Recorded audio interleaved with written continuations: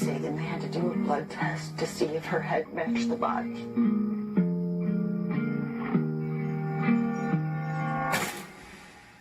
Hey, Dad, just calling to see where you and Mom are, if you're coming. Worst case, they come on Friday and everyone goes home and has a really nice break. After all, we can't let you live here. You do know about the sisters, don't you? They worship the devil.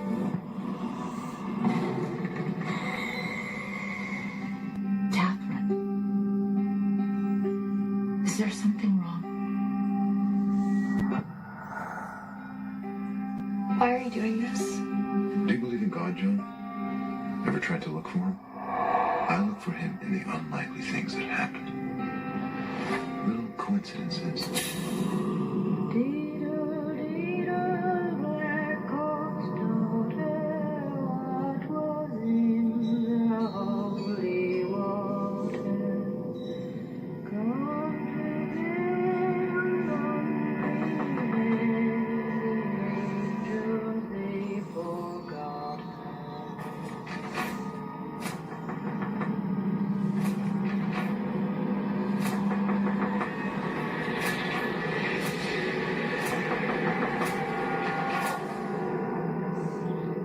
There's something funny. You smiled a little. Funny. No. Why? I mean, I just wish you could stay and see my performance. That's all.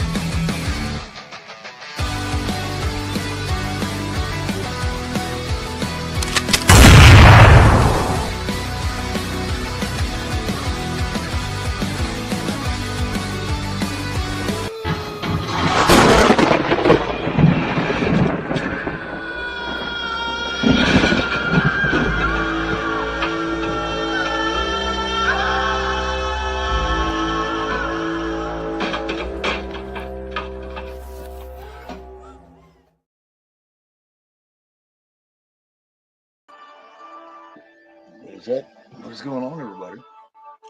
Hopefully having a good Thursday night. Thursday, February 27th. At about, let me see what time we got here. At 10:19. Always late, should have done. But yeah, tonight, the second of the Osgood Perkins did Long Legs a couple of days ago. But this one is absolutely my favorite Oz Perkins film. Of course, you got the usual. His brother does the score. But this one, first, let me go back and explain it a little bit. By the time a lot of these films came out, I was so done with possession films. I had seen them. Everything wanted to be The Exorcist. So I'd pretty much given up on that, but there was a couple of exceptions. The first one was in, well, the first one I seen actually was the one we're going to do tonight. But this one helped me too. 2023 released When Evil Works. Very unique way of doing possession, different. Showed you could be creative with possession. The other one was the first one, my introduction to Osgood Perkins tonight, of Blackcoats Daughter, which I think is his masterpiece. And I think it's a masterpiece on every sense of the word. Um, it didn't really get anything on its initial release. It was a small release. It was originally released in 2015. Let me see. Let's see here. Yeah, September 12th, 2015, at the Toronto International Film Festival. And then it got just like a little release and didn't do very well. But when Netflix released I Am Pretty Thing That Lives in the House, Pretty Little Thing That Lives in the House, then, it got a little bit more attention. And then people checked it out and they realized how great this film truly is. And we've seen it. If you like this type of thing, if you're into this type of thing at all, where you got to think about it, you got to figure it out, you love the Blackcoats Daughter. Long Legs has got that same vibe. First time I seen Long Legs, I didn't care for it as much. I mean, I liked it, but it wasn't what I seen everybody else was saying it was. On my second watch Tuesday, I can totally see and appreciate what people are coming from on. But this one, in my opinion, is still the best he's ever done. I haven't seen The Monkey yet, so we will see how exactly I feel about that. Let's see, who do we got here? Rusty, what's going on? Low Coast Black. Oh God, yeah, man. Absolutely. What is going on? Glad to see everybody. Hey, Bliss, what is going on? Hey, June Bug, what is happening? Hopefully you guys appreciate this film. Hopefully you guys like this film. And we're gonna kick some ass and have a great time doing it. Let me see.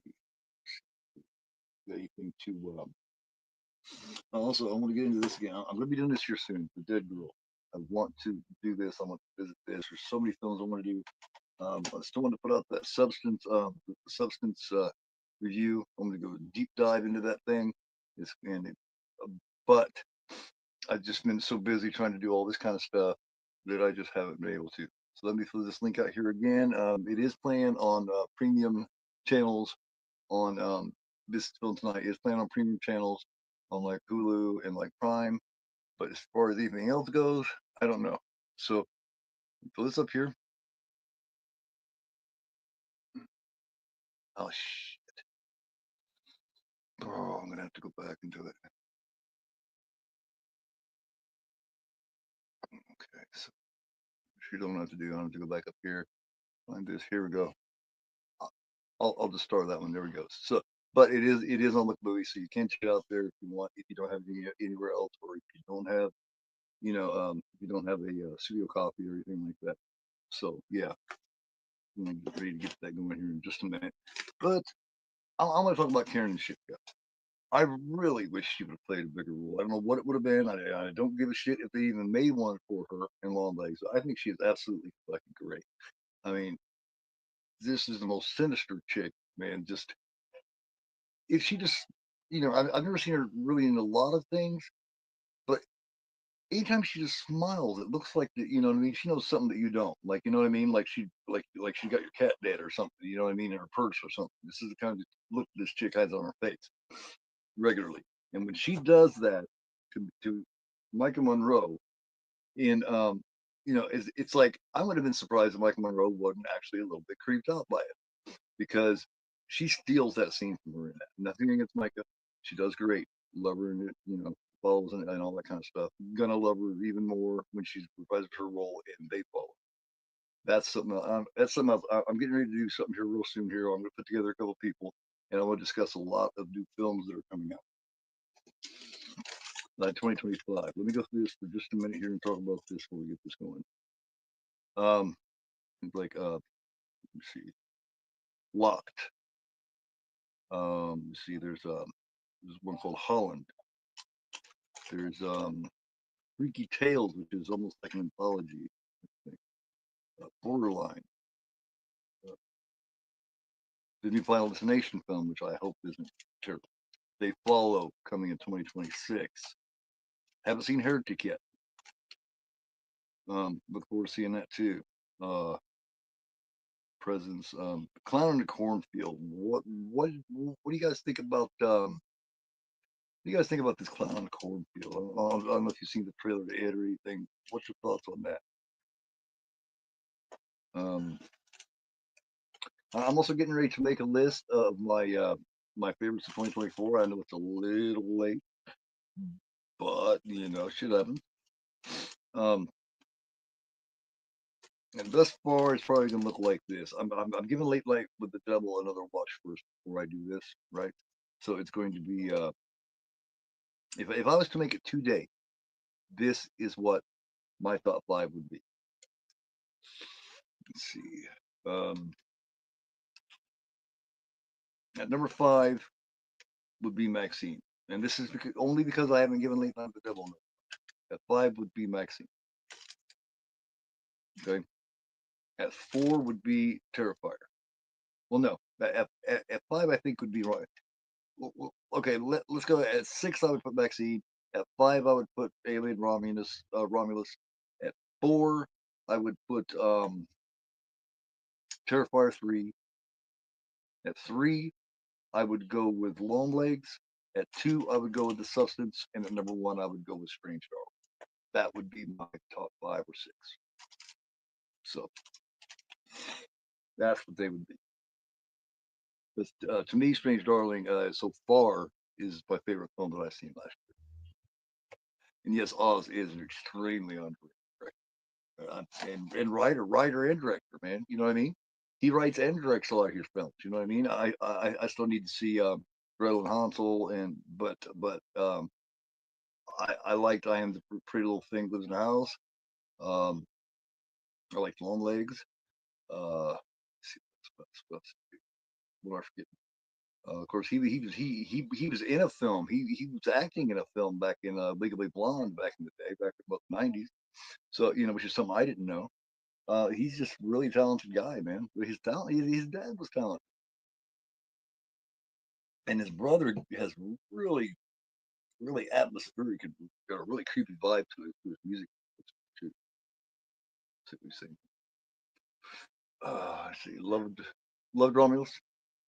Yeah, I like Romulus. I wasn't overly impressed, but you know, I did like it. I like the, you know, I like the direction it's turning. Strange Darling is great. Yeah, and just there's a couple of things in Terrifier 3 that I was impressed with over 2. Number 1, I felt when they were in that house, you know, when they took like what was it, 5 years, and she went and got he sat in that rocking chair there by the old Amityville Horror window, and she went and got in the bathtub and kind of just finished dying, cut her wrist or whatever, and finished dying. Um, I thought that part was so fucking creepy and weird when he sit there and just kind of went into this trance for the next 5 years. You know what I mean? Went into like I don't know, like a reset mode or something. Uh, I liked that.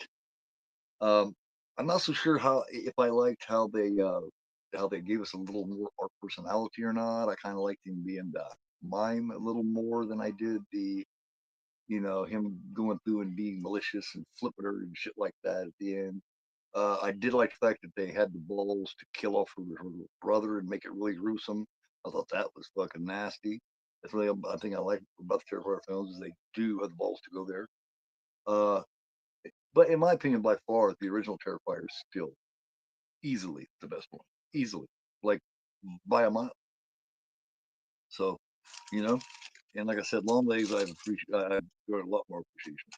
Like I said, in my rewatch of Late Night with the Devil, because I really didn't get a chance to really see it all that much. I think I dozed off to at least a third of it. I really need to watch it. It could change, you know. Maxine, Maxine, I don't think is so much of bad or so much disappointing. I don't think it'd be so disappointing if people didn't like X and Pearl so much. You know, he set the bar pretty high and then didn't meet his own bar. I think if he wouldn't have went so much of the daddy direction, you know what I mean? The whole daddy direction there toward the end. I feel like that she got kind of lost in her own story because of the daddy thing. Daddy issues. That's one thing, but I feel like it was better. I would have went another direction. I'll just leave it at that. Hey, Miss C, how you doing? I don't know why some things get about other things. You know what I mean? Yeah, it is strange. Yeah, really, really, not even the first one. And I'm not even talking about the kills and all that kind of stuff. I'm just talking about just the basic dirty, grimy. It makes you feel dirty and nasty, like say Maniac or Henry does. You know what I mean? That's what I like about the original. I'm gonna get this together here. Like I said, I got this Overlook movie. If you want to check this out with me, please do. This is gonna be fucking killer, man. I absolutely adore this film. When I first seen this thing, I didn't know what to expect. When it was over, I was sitting there going, "What the hell did I just see?" Rewatched it again and was like, "Wow!" And realized that this is basically, kind of a possession film, but not, but without all the hokey bullshit, right?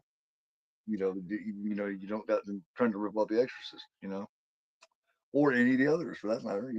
It just went to show that and this, which I think is fucking great too. I love it. This film's got big balls.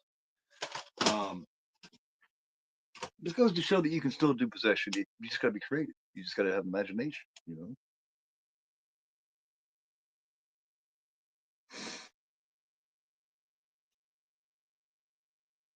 Yeah, yeah, yeah,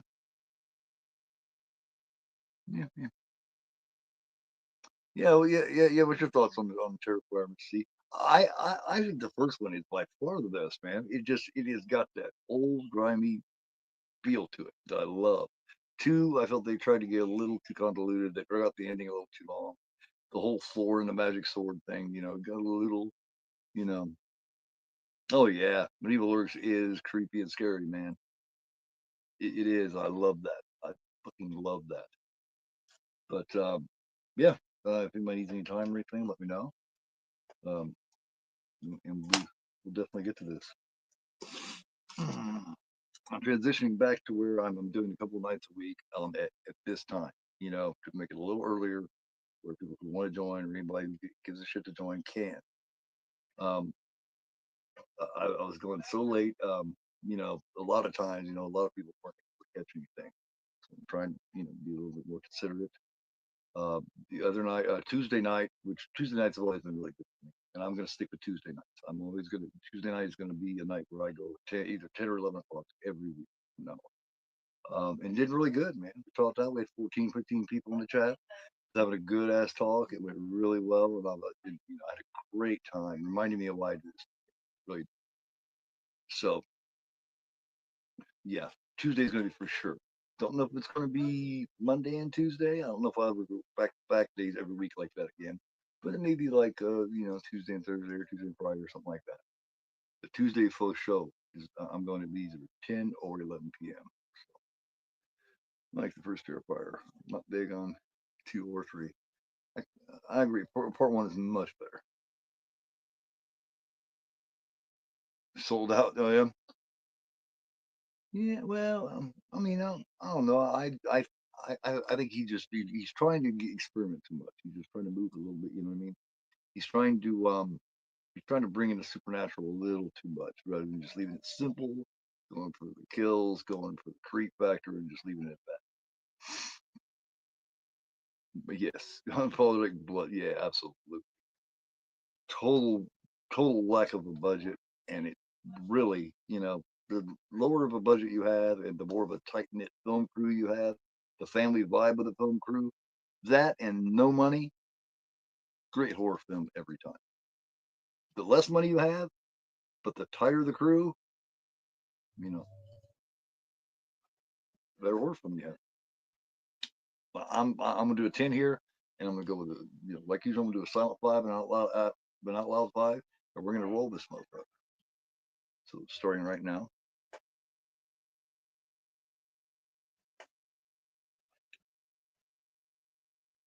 All right, we're going slow. 5, 4, 3, 2, 1. Play it. Play it if you got it. Not go look the movie, get it, and let's check it out. Yeah, to me, this is still, I like long legs, and I like, I'm the pretty thing, and I haven't seen Grand Hustle yet. To me, this is fucking great. This really, you know, and it's Karen Shipka, and of course, remember Roberts, yeah, but she showed how sinister she could be. And of course, Scream 4, she's one of the few things about the last few Scream that I like. But one of the only things I like about the last few times. The last several films. But she's the best villain since Billy and Stu, easily. And she's still best since then. Got Billy and Stu, and then you got her. And she does great in it. But in this one, it's Karen and Shipka all day. She carries. She really does. I still haven't seen Gutter Balls yet.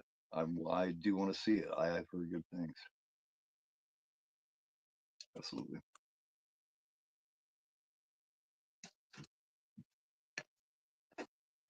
I think Oz Perkins does a great job of being weird and making you figure shit out without trying to accomplish that. Yeah,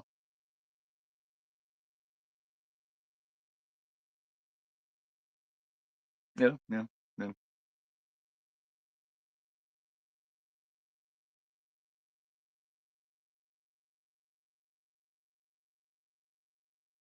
You know, every franchise, every slasher franchise tries to come up with a lorry now. They all try to have a lorry.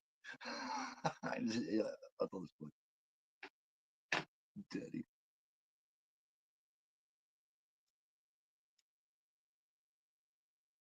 I liked about Strange Darling. What, man, Strange Darling blew my mind. I expected to kind of like it somewhat, but I didn't know I was going to like it like that because it surprised me.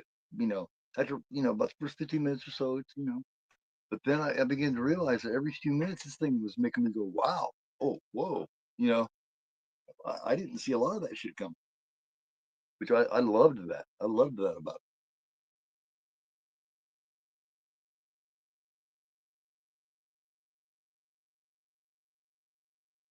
it. Yeah, because and just it leaves you wondering, Mom.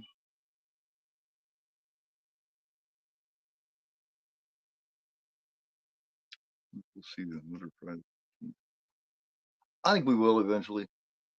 Yeah,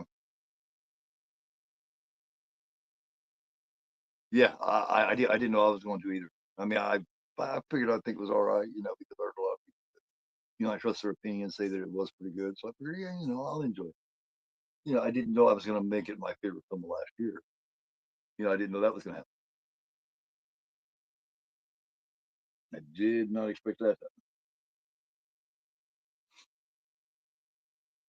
because I mean, 'cause when you look at it, I liked the substance a lot. So for me to put it over the substance was, you know, well, once I seen the substance, I was like, that's it. That's gonna be my favorite of the whole year, easily. Nothing's gonna touch it. Then I seen Strange Road, and it played that hey, guess what game, or hey, check this out, or surprise, game really well.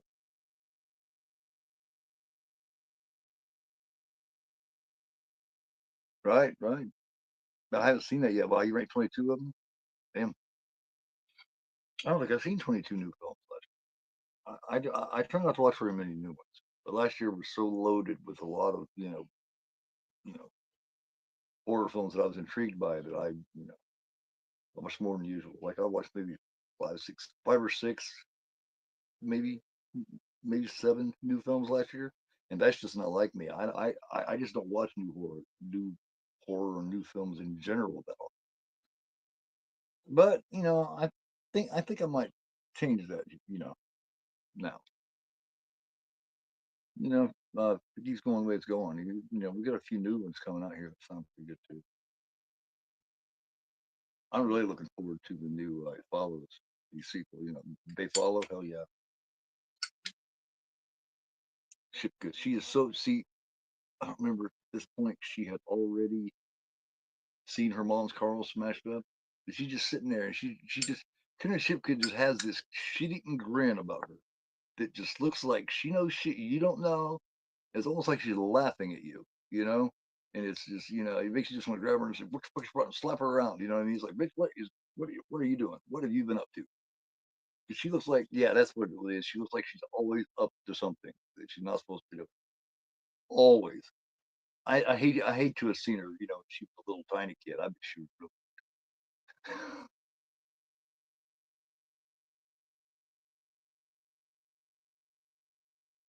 Yeah, I'm gonna start. Missy. I'm gonna start doing. I'm gonna start doing at least one per week at like 10 o'clock. All right, man. Have a good one. Thanks a lot. Give me that thumbs up. Appreciate you stopping by. Always good to see you. Always good.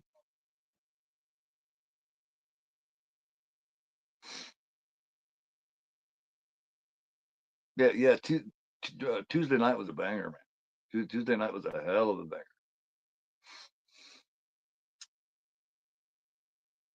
Yeah. You get that many people, you get me, 7, 8, 9, 10, well, and all the way in that case, all the way up to 13, 14 people in here.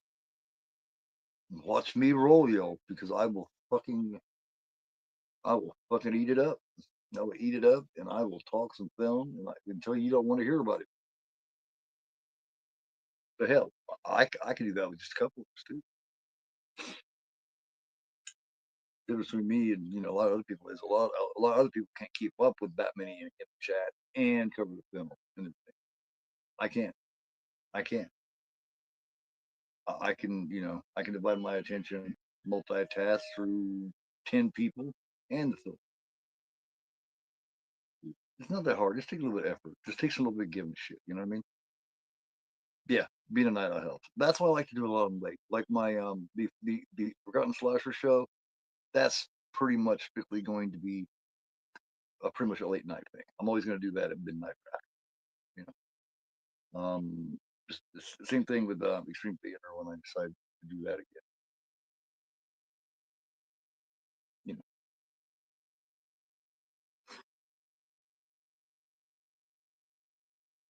but as far as these go, that I'm going to do definitely a couple times a week, 10, 11 o'clock maybe, just depending. Sometimes I end up starting a little bit later because, I'm spending time with my son. This is his last year in school here. He's going to go to college. So I want to spend a lot of time with him before he leaves. He can't ever get this time back. So I really want to be a part of it.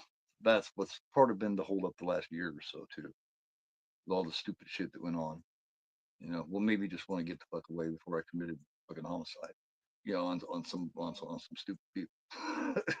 But so I figured it was best for me to get away, so I didn't do that. Number one, and then I began to realize that hey, I want to be away for a while anyway, so I can spend this time. He's 18 years old now, and he's getting ready to go to college. I'm gonna miss him. You know what I mean? I just want to see him. You know, and we spent a lot of time together, and so that's been cool. But I'm ready to kick back in here and you know so I'm the best watch along long man in the land.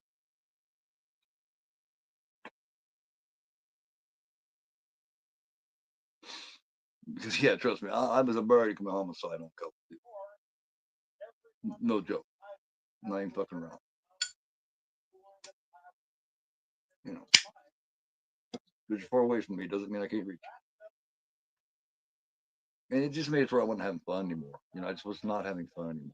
I just, was not enjoying myself, feeling pissed off and wanting to hurt somebody all the time. It's just not a fun feeling to me. So, you know, yeah, yeah. It's just, what's the point? We're here to have fun, man. What's the point in fucking constantly getting on here and talking shit about people and trying to have, you know, trying to have run-ins with people? What's the point in that? Are we all in high school? I mean, what the hell? I'm not in high school anymore. I want to enjoy films and hang out and talk with people. I have enough time, hard of a time getting along with people as it is because people just don't get my sense of humor and shit. People don't get me. So it's hard for me to begin with to necessarily get along with people on a regular basis because no matter what I say or what I do, I'm taken wrong. As genuine as I try to be, as nice as I try to be, people still think I'm being a dick. So it's hard for me. It really is. It's really tough. Um, so I don't need to fall on top of it fucking ignorant bullshit. So That's what I told I told the trolls the other night. If you're here to have a good time, cool, sit down and shut the fuck up, and hang out. Otherwise, go fuck yourself, or come do something about it. I just think she's so good, man. When you really pay attention to her Shipka, she has this great mixture. You feel sorry for her. You can feel, you don't trust her, first off. When she does that smile, you're very suspicious of her. But at the same time, she was just standing there looking and she had this tear going down. And you could tell at the very beginning she cared. She gave a shit. It's like when she seen, when her dad came and she was walking toward the car and she stopped and she goes, Mommy. And she just looks so like such a little girl. But I think that might have been the last that we've seen of her. I think that might have been the last of her, of the Catherine, the younger Catherine character here. I think that may have been the last time we've seen her.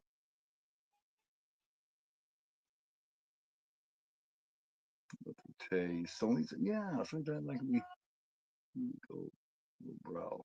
I get upset. Yeah. Yeah. What's his little brow supposed to mean anyway? You know what I mean? You know. But yeah, that's my goal. Direct away from all that stupid shit. Anybody who has anything to do with any of that, I don't want anywhere near me. Which pretty much covers my entire old chat, my entire chat from a couple of years ago. I've come to find out, like 90% of those people, I found them to not be very good people. The shit that they think is funny and the shit that they talk about people is just not. I don't. I'm just not down with that. I don't think that kind of shit funny. I don't find it entertaining to laugh at people. I don't find it entertaining to make fun of people. It's not the kind of person I am. I might be a dick, but I'm not a piece of shit.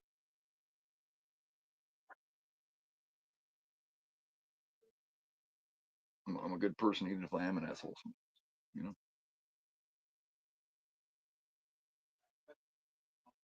Yeah, this teacher pisses me off because when he sits here and he says, because you can't stay here, you can't live here.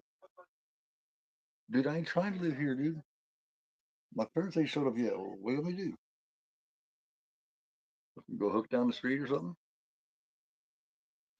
I thought when I first seen this, I thought this character, I thought this Rose was going to be the main character of the film, right? Yeah.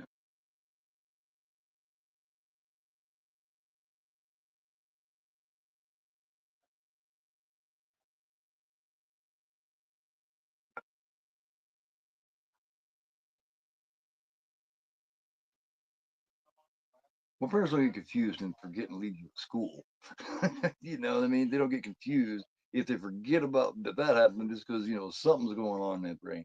If you oversleep or something, you get lost, you get in an accident. But you don't get confused and forget your kids are at school. Not usually, anyway. I've never had that. But yeah, what does little bro mean? The same people are saying that are people that I question, to begin with. So you can tell she's been crying. You know what I mean? She's really down, man. She's really low. You can see around her eyes, puffy. I like that addition. I like how they added that in. And one other thing, Rusty, I can always tell when people have been talking shit about me. I can always tell because it affects my chat. It affects my chat. I can always tell when there's been sinister forces at work. Because when there hasn't been, people come by. Always have. But that can only be effective so long.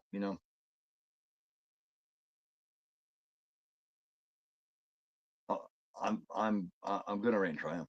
It's just the way it is.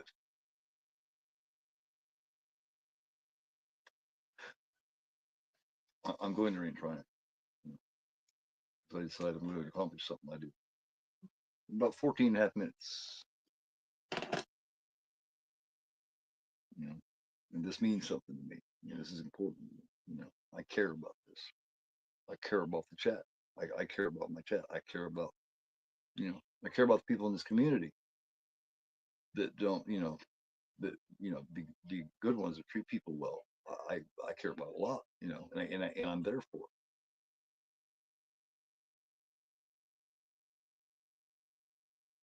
it. My personality is just a little fucked up sometimes. I just am how I am how and who I am. You either gotta take it or leave, you know. She's kind of a snot, this chick is, but you can kind of see why. Um, Kat's character is younger. She's like, it's like freshman versus junior or senior thing. You know what I mean? You're just not very cool because you're a freshman type aspect. So I don't know if she's a bitch or it's just that. Plus, as we find out, she's got another issue too, so that could cause her, you know, to be kind of grouchy as well.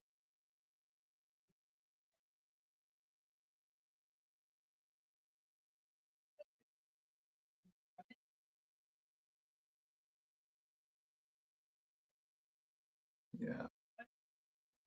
Yeah. Oh, yeah. That's definitely a problem. Anytime you're an open, honest person, and you're going to, yeah, you're going to withstand a lot of battering and a lot of criticism if you're honest and speak your mind. You know, it's the ones who bullshit and tell a lot of lies and make a lot of shit up and put on a front who attract, you know, a bigger crowd.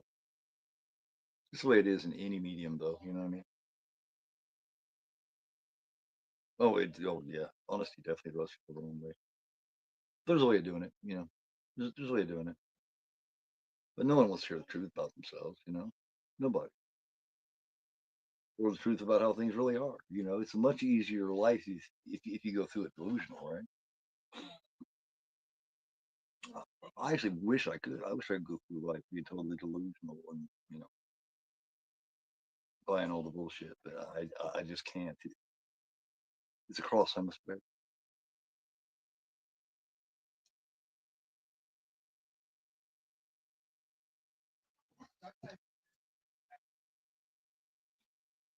This is one of the few that actually is on the slow burn side, where where a lot of people don't like that slow burn, still like it. You know, it's one of those rare ones. You know, Lone Legs is another one. Perkins is good at making those. He's good at making those slow burns that keep people interested throughout too, and that's a hell of a trick to pull off, really.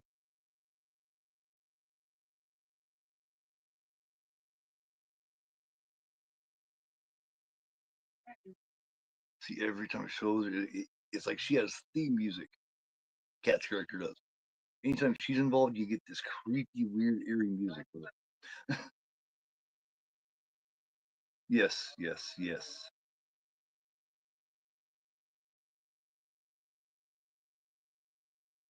Right. Well, some people are, not all, not all. Some people can do streams, and the more negative they get, and the more bullshit they talk about, the bigger the crowd gets. You know, the more they laugh at people and make fun of people, their check gets huge. You know, but if I just mention one little thing, one little serious topic, 10 seconds, they're like, oh my god,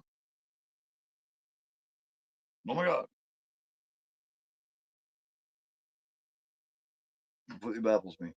I don't get that. You know, bottom line is I'm gonna be, you know, and if I feel like I need to talk about something, whether it sends people off or not, I'm gonna talk.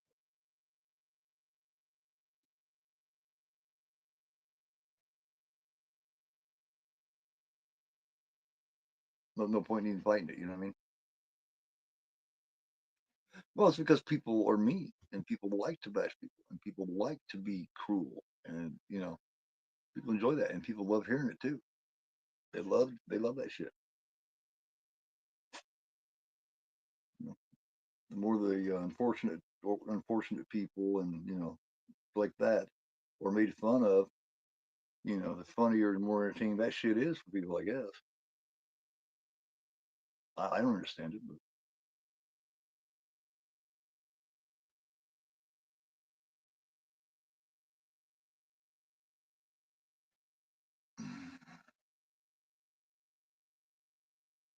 I haven't heard of that.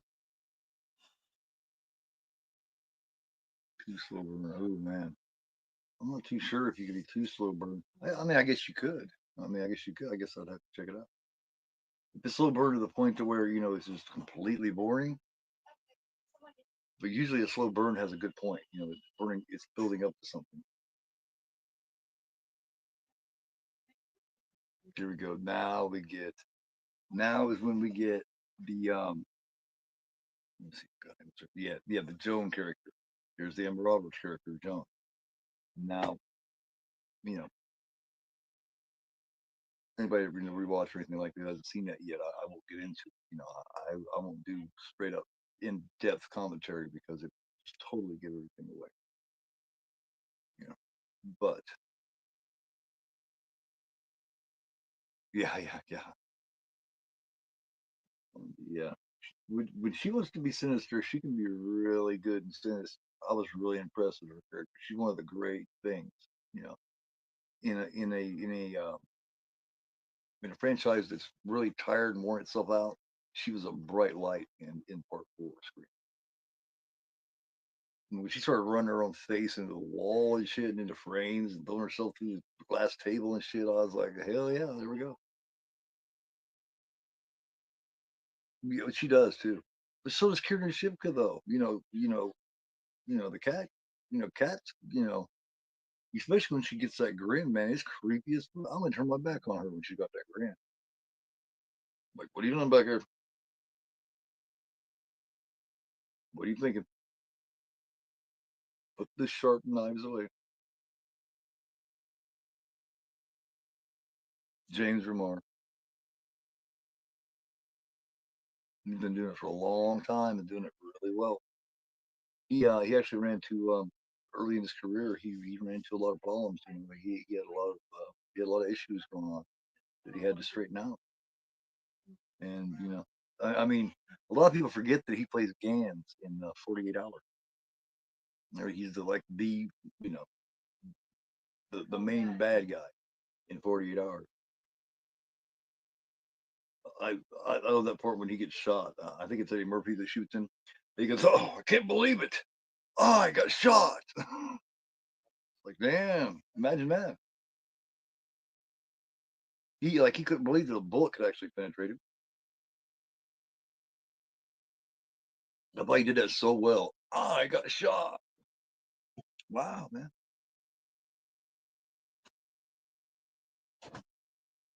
Yeah. I need to see them. I got them on the list. I'm hitting Late Night with the Devil rewatch first, and then I'm going to do the first Smile. A lot of people seem to like them, and I don't mean people that just like mainstream. I mean, just the horror fans in general just seem to enjoy them. So I'm definitely intrigued. So we shall see. We shall see. I love the idea that it gives you here with James Remar and his wife. You get the idea from his wife here. Like it comes off like he's Berber, like he likes young girls. And that's the way it makes you feel. It makes you feel like, oh, this is an old guy that tries to hit on a lot of young women, and like his wife knows this, right? This is what they put you in mind of. Like she's aware that he likes the younger women, because she keeps giving him this look like, and it's once everything is told and everything develops that you see what's really happening.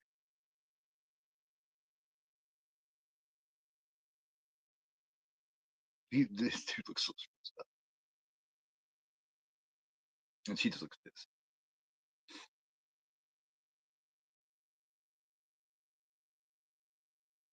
See, so in another way, it comes off. It gives you this idea, like this Rose character is like the main character, like the main, like she's gonna be the main, like at least one of the main chicks. Like you're gonna see her.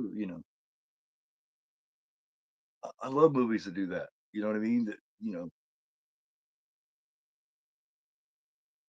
I know what you're up to exactly. Yeah, like she does. Oh, this young girl. Of course you're gonna offer her a ride because like at one point in the film, she tells Joan, she she asks her a question about it. She's like, "Did he do this? Did he do that?"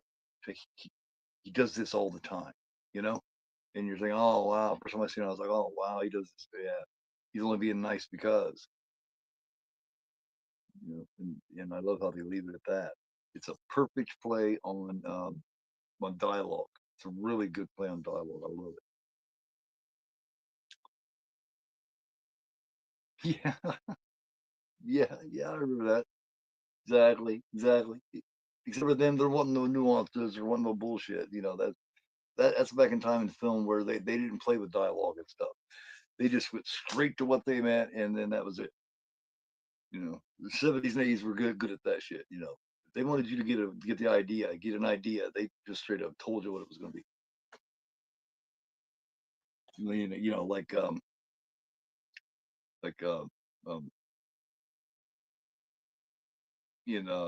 little girl that lives down the lane.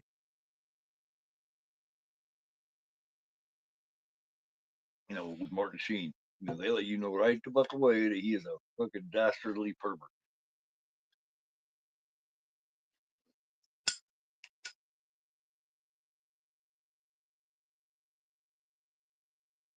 Yeah, he talked about all his roles Martin Sheen has, and he said that that's one of his characters. He said that's probably the character that he dislikes the most that he ever played.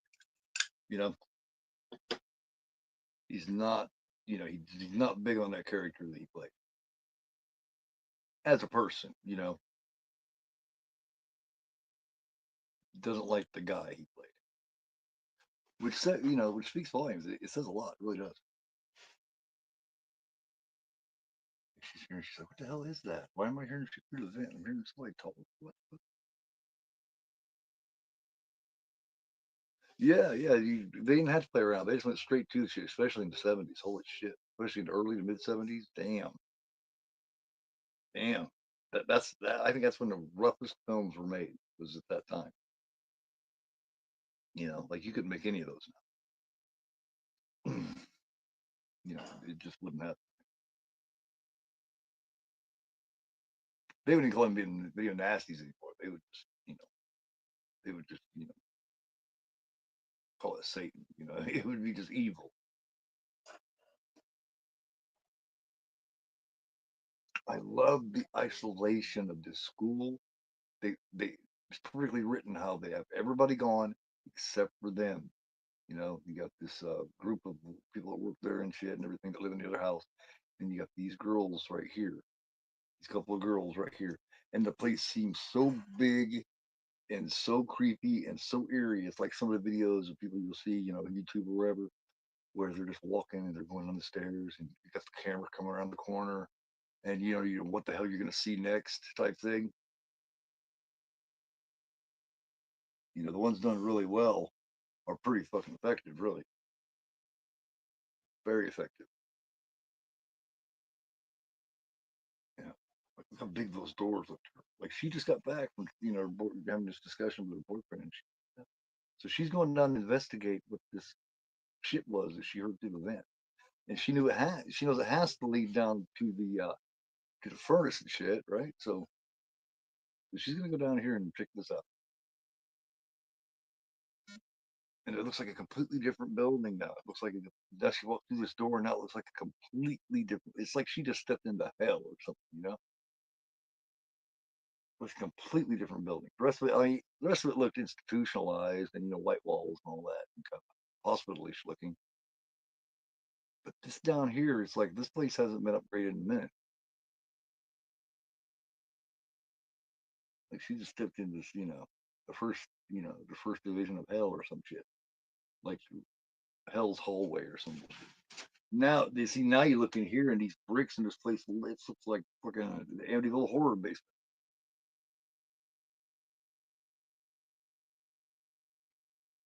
Growling sounds. If you got your closed captions on here, you see a lot of really cool things like growling sounds and just it tells you all kinds of weird shit. Rumbling growl, loud groaning squeak. So, and she's down here screeching, squeaks. And that makes you wonder, it's like, what the hell is she doing, man? She's bowing over and over again to this furnace. Whee! Crazy bitch. So now she thinks she's batshit crazy.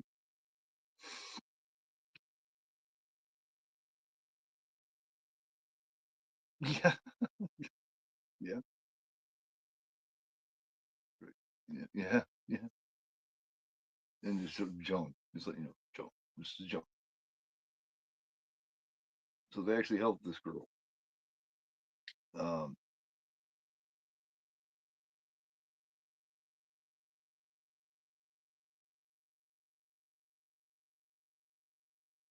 she just seems, she kind of comes off like somebody that,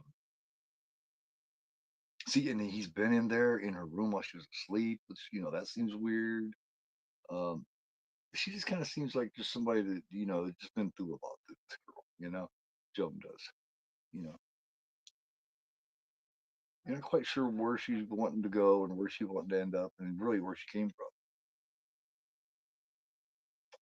But it is strange, it gives you the total wrong idea. It's for example of how you can get, just because someone acts a certain way doesn't mean that they're a certain way, right? He's been in her room and shit and everything, but that doesn't necessarily mean that he's in there perving on her. Which in today's world, of course, that's everybody's immediately gonna think that. This older guy's in there, this young attractive girl's in there asleep. He must be wanting to put his hands on her, right? He must be. Well, uh, I know when you come to find out that it's a little different than that. He's just a man in a lot of pain. He's a man in a lot of pain. Um, that suffered a tremendous loss.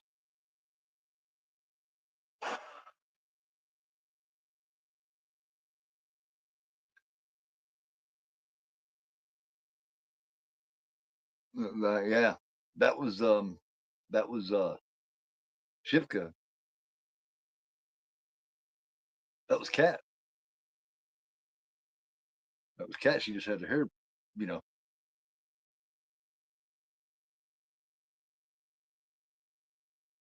that was Cat doing that shit. And that's her like her roommate and shit. You know what I mean? That's who she, you know, that's the only other person in the school with her at this point. So she's like, oh my god. Here and now he's come back to the room again, and it's just looking bad.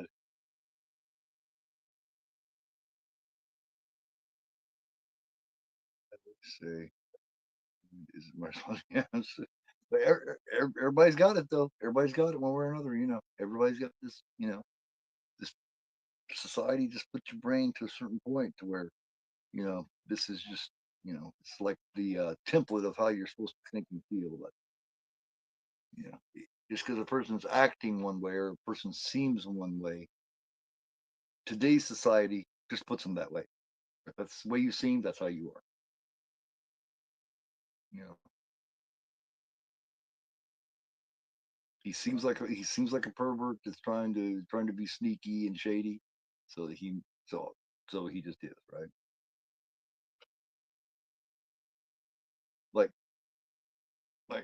considering everything, I think she might even be thinking, she might even be thinking he's trying to hit, what I mean, he's trying to hit on her or whatever, and she's acting looking weird. At the same time, I'm not so sure because you come to find out there's a reason why she looks and acts the way she does right at this moment.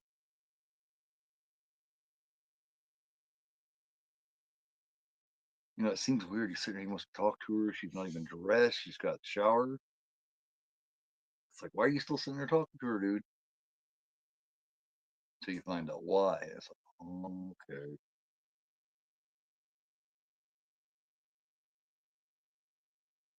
And he is. He is having help, right?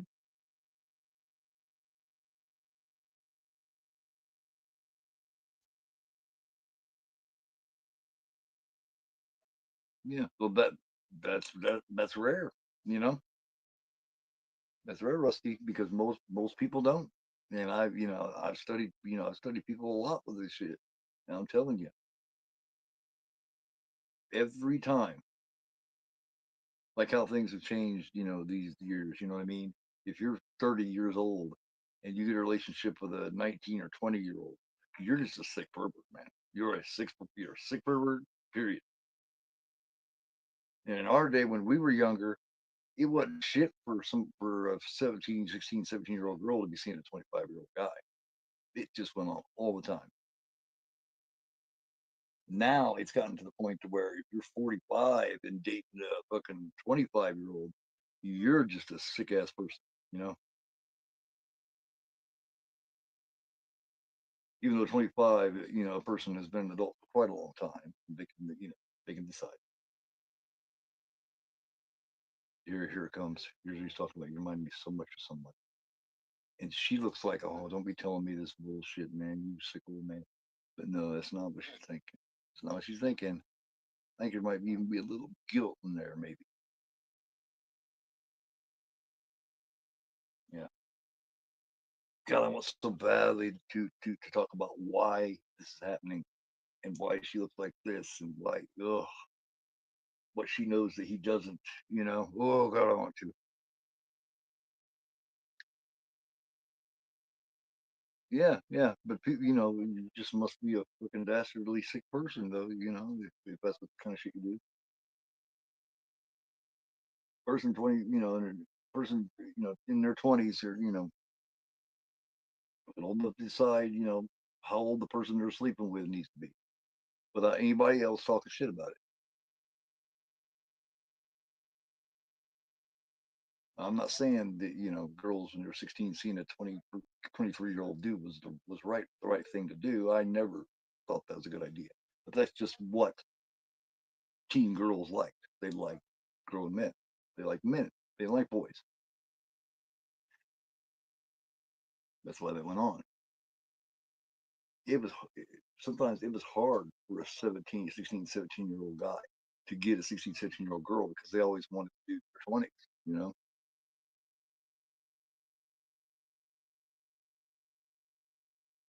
Right, but now she would be fucking ridiculed for that now. She would.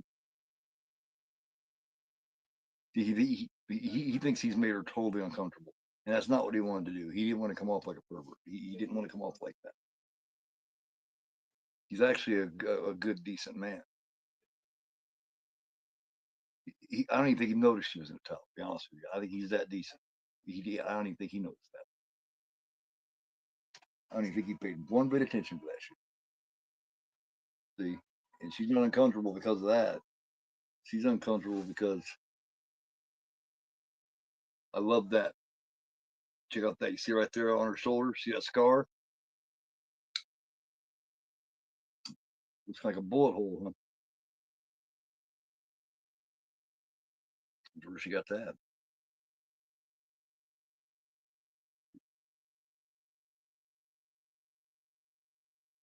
See, she found her down there. She got her out of that fucking. She got her out of that fucking basement, fucking bowing to the furnace.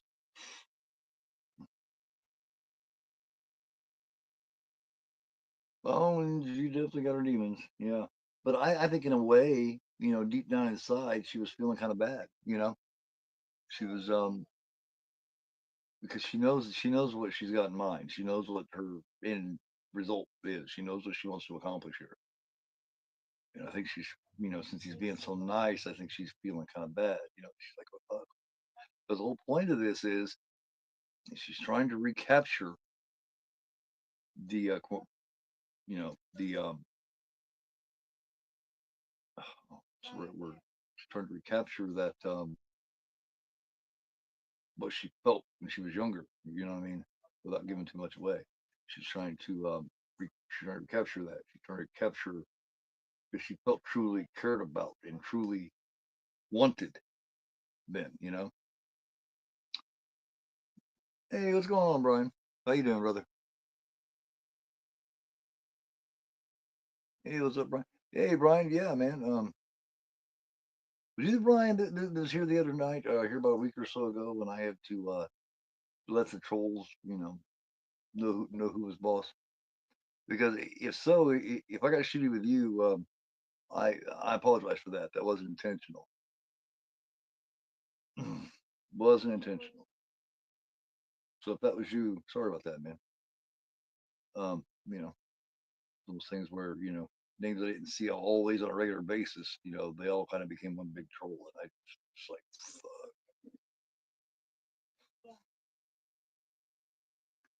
Oh, but I don't think that was you. I think that was a different Brian.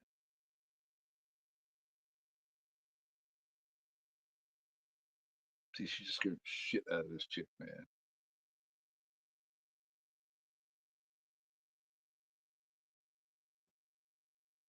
Yeah, yeah. See, she's totally taken up now.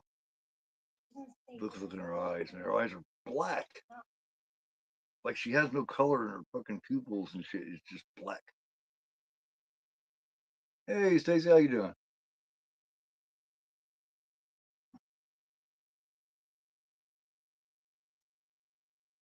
No, haven't been to Hawaii.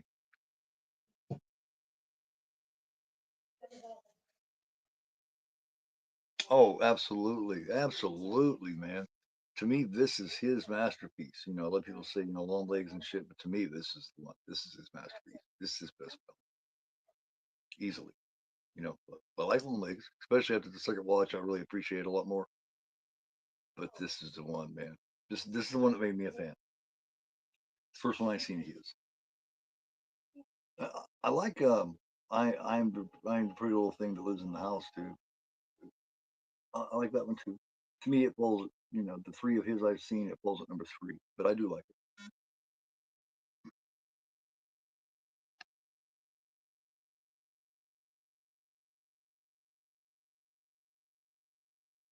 Oh man, that's hard. That's hard to say. Hey, Austin, what's going on? How you doing, brother? Oh, my favorite scene in this?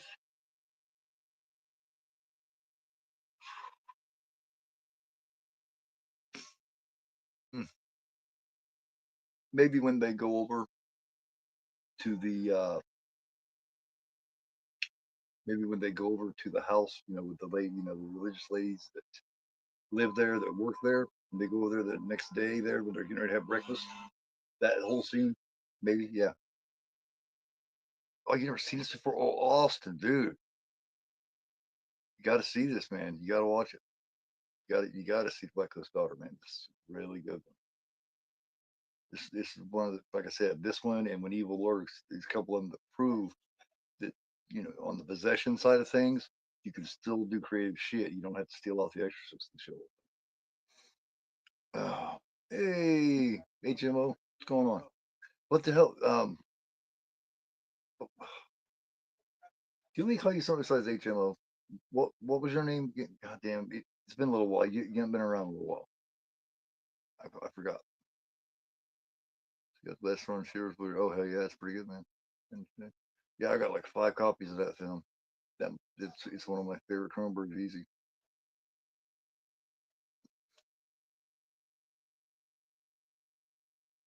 No, no. Um, it's on it's on like Hulu and Prime on like premium subscription, and then I put the look movie link up. But this is one that you got Ricky. Okay, yeah. Okay, okay. Oh, I will call you Ricky. Yes, spelled like Ricky Rackman even. Mm, it absolutely is. He plays around with you and takes you different places and shit, and then puts you all together and shows you and tells you without shoving it in your face, kind of like Strange Darling does. You know what I mean? It bounces you here, bounces you here, bounces you there, and then it puts you and it puts it all together. Still Dawn, hell yeah. You know, back in the day when Still Dawn first came out, Austin, people didn't think about it really being a, you know, post-apocalyptic type shit because there just wasn't that genre yet, really, except for maybe you know, Omega Man and shit like that. That's about it.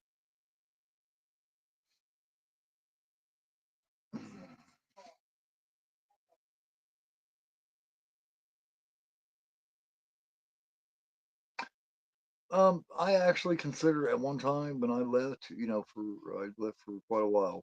Yeah, it's kind of why I'm rebuilding now. I actually thought about coming back, you know, different, you know. I thought about going kabuki makeup and shit, you know what I mean? Almost like a Kiss character type thing, but not a Kiss character, right? But going that different direction like that, yeah, man, spicing it up, you know what I mean? Because, you know, it all comes down to whether you got that you know, a good enough personality, or you've got that kind of, inviting whatever, what do you got that? Because to come out just looking like that without a personality would be kind of pointless, So it just depends on whether you think you got it. After you saw that there, did did she actually go in there? Did she actually go into the stall and laugh? I think she did.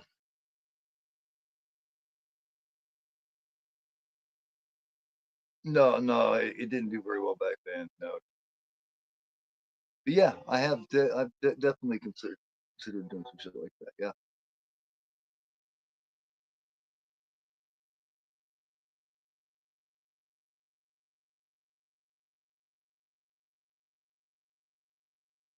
Hmm, interesting.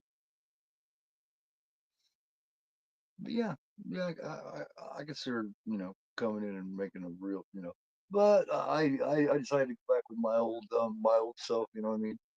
Leave the hair going and do that kind of thing. Figure my personality could carry me. You know what I mean?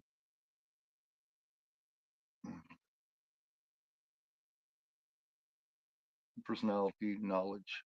You know. Yeah, yeah, yeah, yeah. I remember it. You know, figure me just being me can carry it.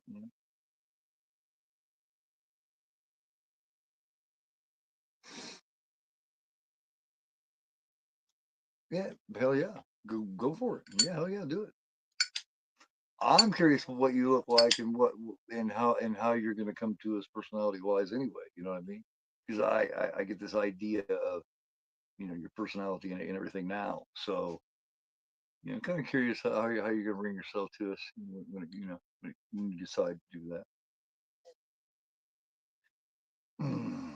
We're waiting. I probably talked in chats and bullshitted and had a channel for a couple months before I actually started making videos and all that. And then I waited another several months after that to do live stream. Like I did a live stream until I had a channel for probably a year, you know. Belly zombie gorilla. Yeah, yeah, yeah. Just wait, my advice is, you know, you take my advice or you know what I mean. Is just don't try to force anything. Don't try to come up with something and make something that isn't there yet. Um, wait till it falls in line. Wait till it makes sense. Like I didn't know what I was going to call myself until it became obvious to me. I just used the truth. I just mixed the truth with dropped a letter off of the truth, and then went with agoraphobe because and I am an agoraphobe. So dropped one letter off, and here I am.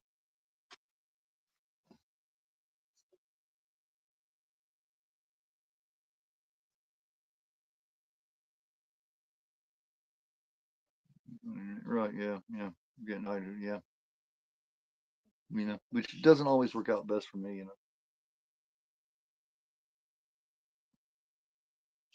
Because I have an easily way of coming off the wrong way.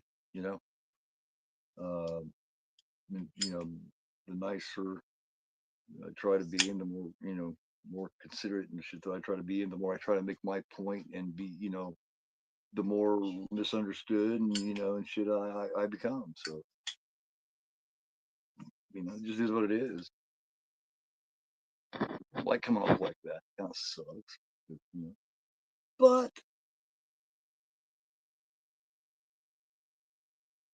I would never put on a fake persona. So you know,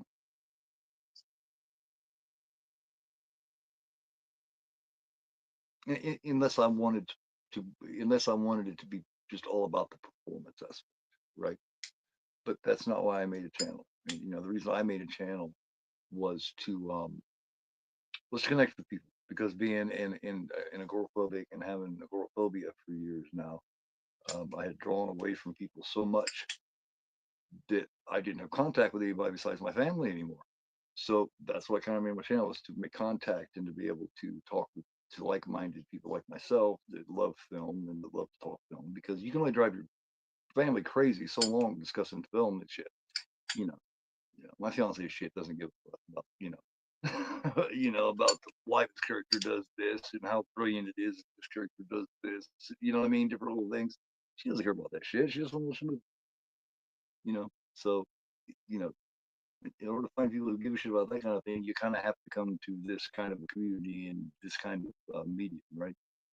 So, but that's why I did. That's why I have channel. That's what I do.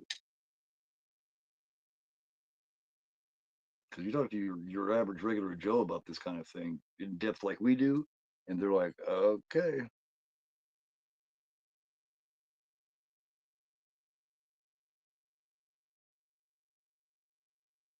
Pretty cool. Pretty cool. Oh yeah. Cool. Right. Right. Film music. There you go.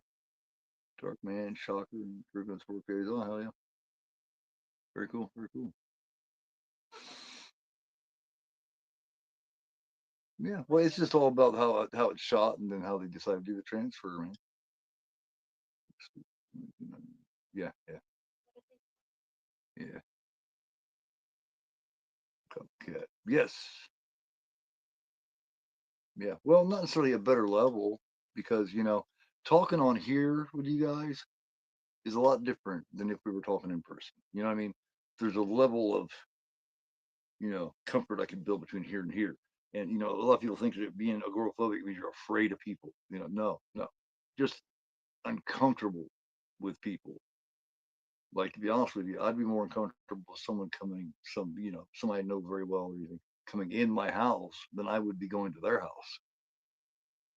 It's weird. There's not just one kind of agoraphobia. You know what I mean? It varies, just like anything else.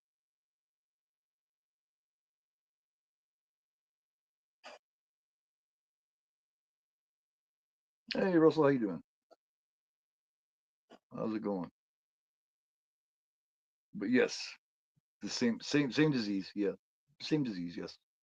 At one point I was a severe agoraphobic. There was one point where I didn't leave my house for 2 straight years. I didn't go. Everything was brought to me. So,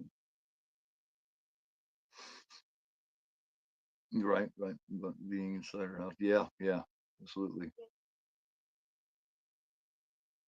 Hey Steve, what's up, man? Always great to see you. How you doing?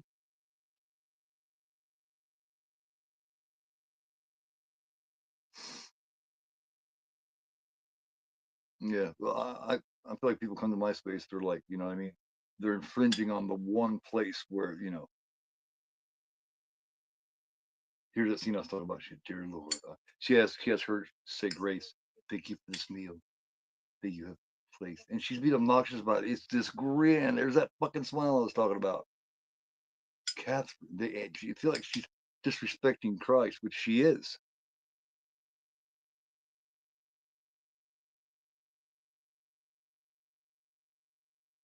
That Rose chick just can't fucking believe it, man.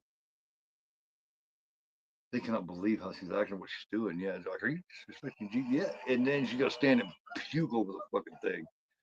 So this when you first see this, you don't know what's going on. This bitch is just crazy or what, and you have no idea what Emma Roberts and the that group, James Remar has to do with this shit. So the Osberg is really good at putting this kind of thing together. Shoes off and put on a different outfit than the inner house. Really, there's a lot of people will have people take their shoes off when they come in. Just because of the carpet. Especially if they have a lighter colored carpet, just keeps it cleaner. Bringing a lot of shit from outside.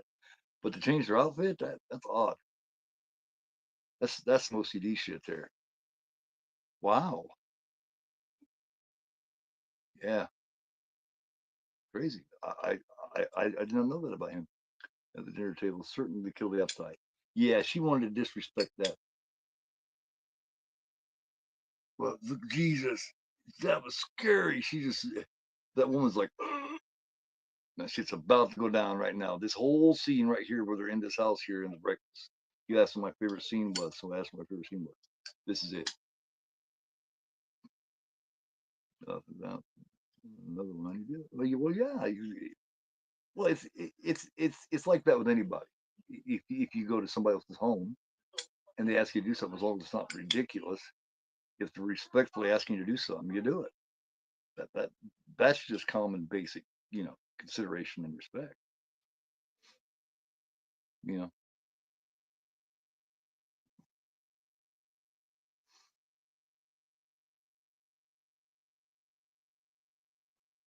Oh, it is, yeah. And Shivers was shot, I think, on 16 millimeter or something like that, because that was made by the taxes, that fucking tax thing there in Canada. It helps a lot of young filmmakers make their first movies,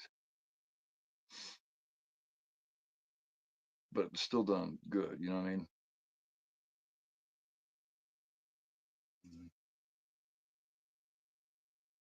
120 line. I don't know. The Vestron always seems to put out at least a good quality product. You know what I mean? It's never anything extravagant or anything. You know what I mean? You don't get a lot of bells and whistles with it, but their transfer is going to be good. It's going to look good. I don't think I've ever seen a Vestron that like that didn't, especially of this newer line.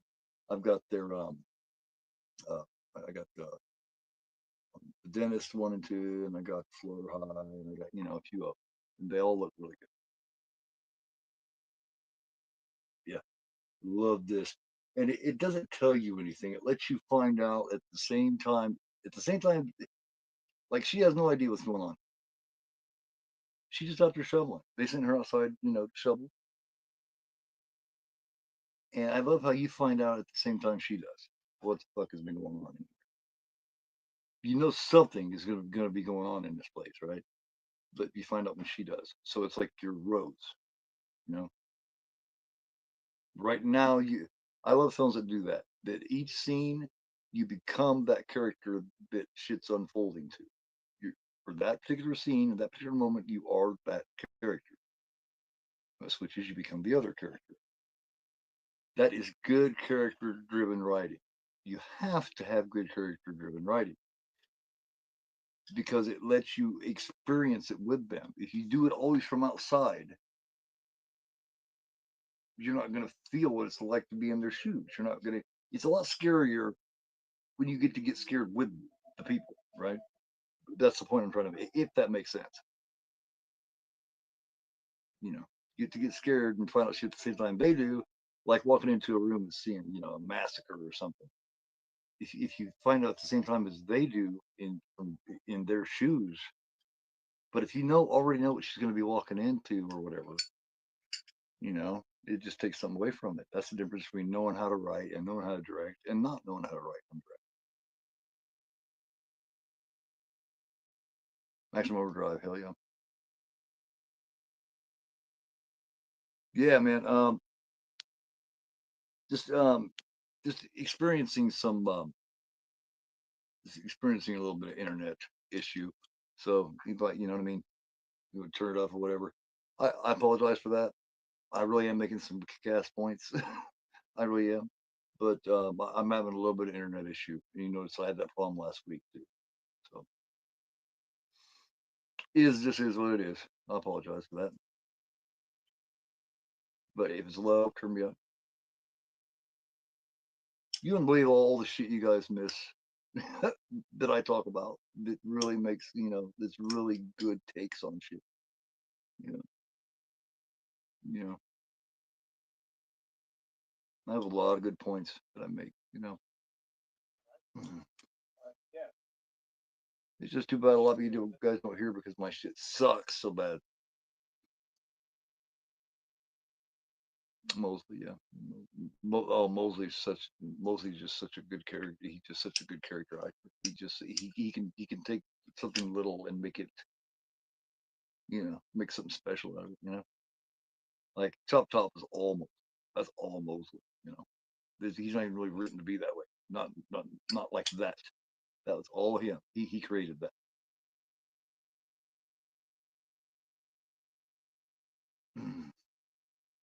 Like the Hitchhiker did in the original.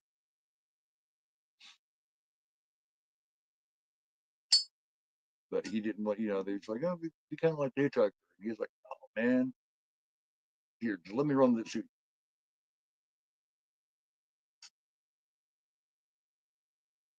you know, because we'd already gotten a hitchhiker, you know. He was, yeah. See, like she knew and everything, and then they come in and then it teases you, and you don't even get to fucking know what they seen. Yeah, yeah, yeah,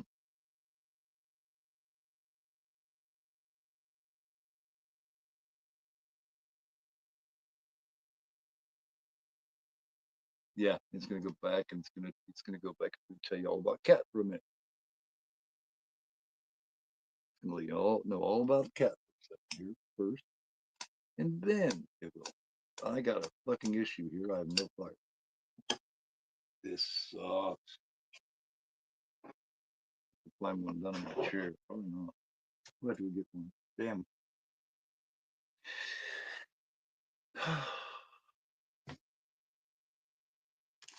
Which Boneyard? You talking about the horror film The Boneyard, or are you talking about the documentary The Boneyard about Leonard Lake and Charles Ing? Oh my guys, I shall be right back. I gotta get me a light. I apologize.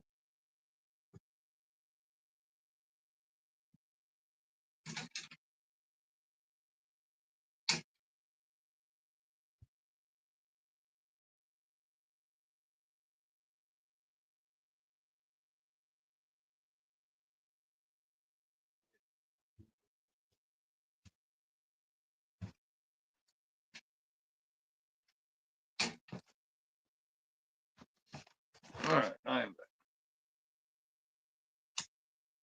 because Charles Ing and Leonard Lake made a documentary called The Boneyard. You know.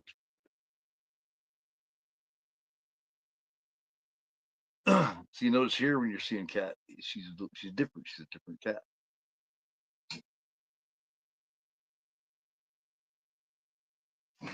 No, no,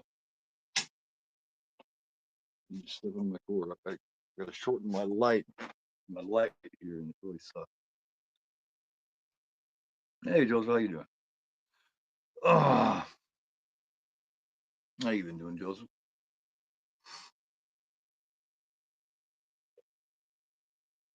Yeah, it's a deep. Yeah, it's his deep, distorted voice. I was telling her, I'd like to know what exactly you're talking. And then that's kill the cons. This is when you know what I mean. See, it's the whole point of this is she has no friends. She has nobody to talk to. She has nobody to lean on and to understand her. And she tried to do that with that Rose chick, but she was older, you know, and she's kind of being an older asshole like older kids are, you know, to the younger kids. And something else has decided to befriend. Yep. Yep. I know it, man.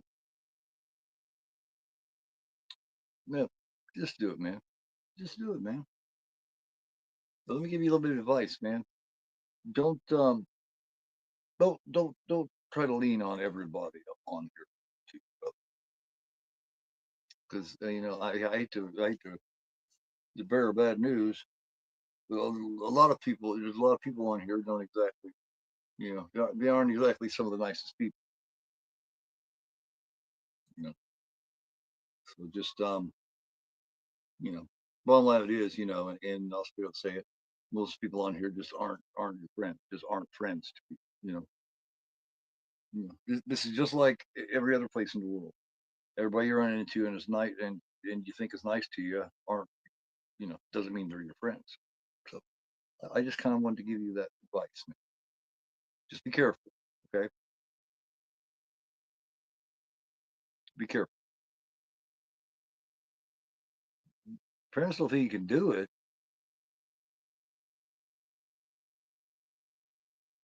Hey, that's all that matters is if you think you can. Man. Yeah. Well, yeah, I hope so, man.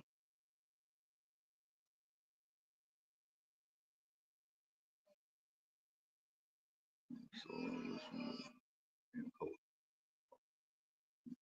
one, yeah.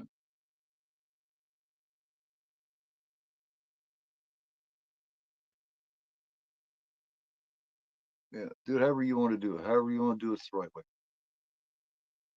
You know? Think about doing things in a completely different way than you've ever seen anyone else do. You know, if it feels right to you, it's the right way. Yeah, definitely don't do it for the views. Think about getting views. Don't think about doing it to make friends. Think about doing it because you're fulfilling what your your destiny. No, it doesn't matter if you have a disability. Because I will tell you something. My first child, my first kid, my daughter was born in 1995. She passed away in 1998, unfortunately. But she was born with hydrocephalus, and and it's a very serious condition. And she went through a lot of stuff and ended up passing away. And she was very special needs. She was very, you um, which is why I take it extra personally, and I do not like it all when people make fun of people with disabilities and talk about people with disabilities and think that shit's funny because it's not. That's why I take that shit so personal.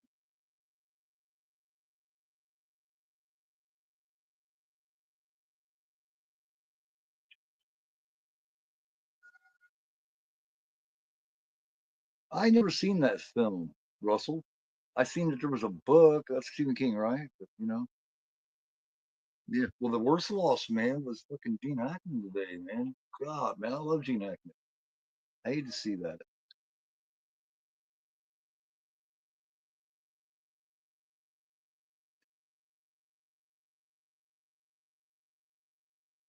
Oh, Frailty is great. That's the first time I ever took Matthew McConaughey seriously. That's when I realized Matthew McConaughey can act. That's when I really realized I was like, whoa. And then Killer Joe, I fucking love Killer Joe. That season in True Detective, he's a good performer. She's just fucking stabbing this woman. She's just, you're wondering why is she killing these fucking people? What the fuck is up?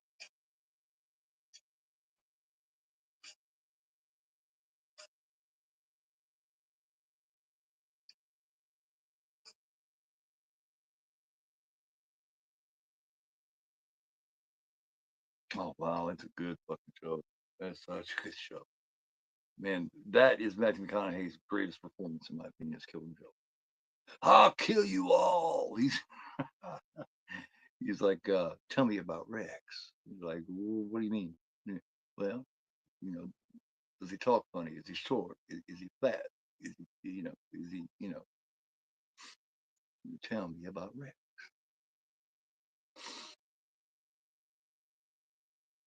And this Rose chick basically, this Rose chick and those women over at that house basically, I mean,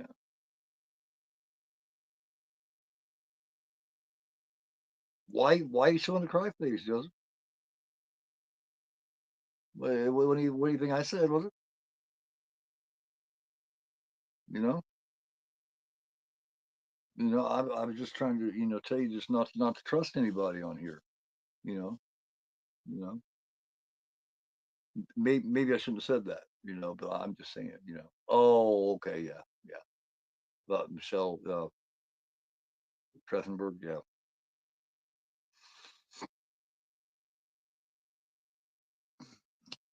my nudity, naked, yeah. Yeah. Well, yeah. Remember early on when you did the rom coms, I do believe, if I remember correctly, it was in his contract where for so many films, he did that string of romantic comedies for a while, where he had to like show off his abs in like a scene every single film. They had to have a certain scene where he showed off his fucking abs and his butt, and he said he got sick of that shit quick. Phone call. Okay, that's all good.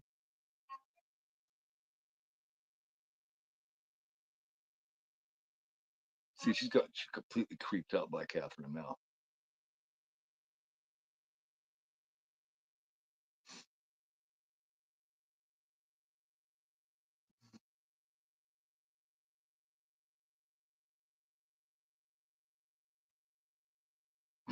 He said Jim Rusty.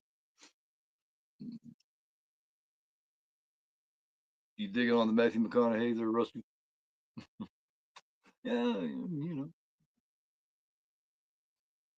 I don't feel that way. I'm a bona fide Poontang fan all the way. But teach their own.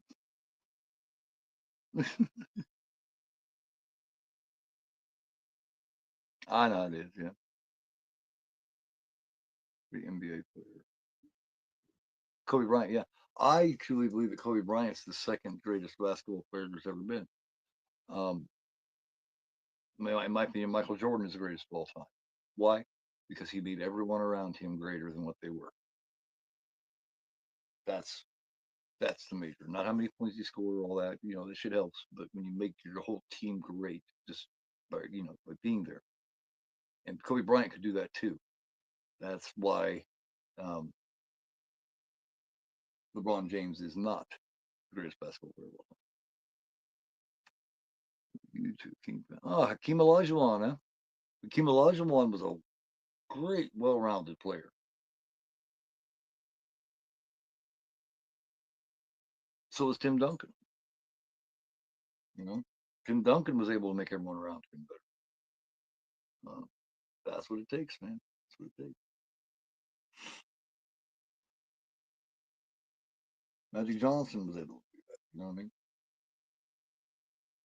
Yeah, man. Have they found out what happened to him yet? They said they was thinking it might be carbon monoxide or something.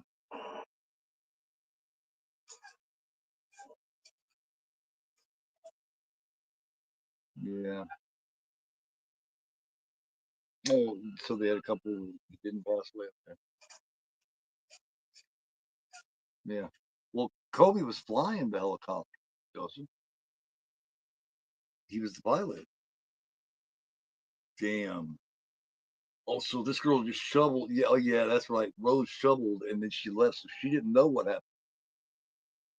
So she didn't realize, and she just came to stab her from behind, right in the fucking kidneys and shit too. You know, you see, maybe no way out. Oh, I don't know. I don't know, Stacy. I'm an awfully big fan of Hoosiers. Like he's great in Hoosiers too, man. Oh shit. God, just so many good ones, man. With Gene Hackman. What about his little thing he goes off on in Unforgiven? Just you can't find one hole in his work. Period. You just can't. Oh, exactly, Joseph. I love Hoosiers. Matter of fact, in remembrance of him, I watched Hoosiers. I might do something maybe this weekend or something. Like I was going to do Rocky 2 for my Sunday afternoon matinee watch along. I think maybe instead I might do Hoosiers or Unforgiven. So we'll see how that goes. What's your guys' thoughts on it? Oh, Hoosiers is great. I love it, man. Great cast. Great cast. Great, well told story. Um, Gene Hackman is so flawed in it. It's a mixture of two different true stories. Hoosiers is actually it's a story of talking about because I'm from here in Indiana. It's talking about it's a team of little white guys that ended up defeating in the state championships a a team known as the Christmas Addicts, and they were a team from like up in Gary, I do, and they were a bunch of bigger black dudes. You know what I mean? And they should not be able to beat these motherfuckers because they were a lot better. They hadn't like lost a game in like 3 years, and they ended up fucking beating these guys because of his philosophy. Because they played a well-rounded game, no one's more important than the other type thing. And it had nothing to do with which color they were. Don't get me wrong. There, it's just they should not have beat these guys. They were much smaller. Their skill level was just not there. But as a team, they were great, and that's what it's about. The other thing it's about, um, the Norman Dale character that Gene Hackman plays, is a loose take on Bobby Knight. The old coach of the Indiana Hoosiers. So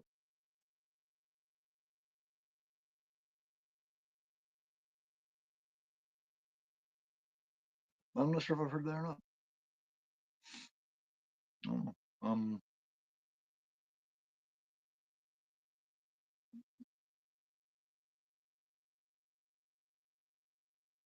Yes. Oh, I did. Me and my son did a discussion on it. Me and my youngest son did a discussion on it here about a year and a half. We did a couple of them. We're gonna do some more too. It's called Film for Father. It's something he kind of came up with.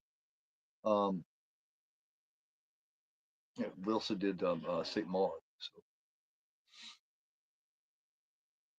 she's down there standing by this fucking furnace, man. Look at her. The cops have found her. She's bloody. She's done it. She still never know what, you may be wondering if you haven't seen it. What is it about this furnace? Is she cold? What? No. In a way, yeah, she's cold. But she's found companionship. That's what this is all about, man. She found companionship. First time in her life, she has a companion.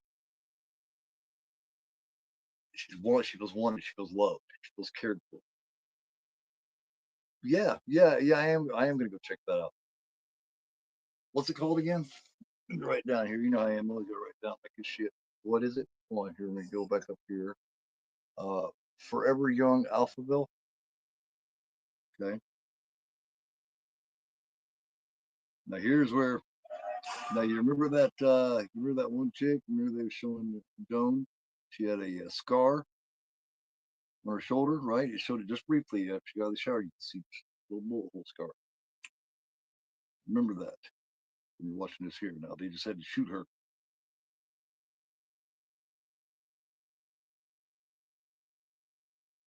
Now they're giving her a ride through here, and now they mentioned they're going through where, um, this college is at, right? Where their daughter died.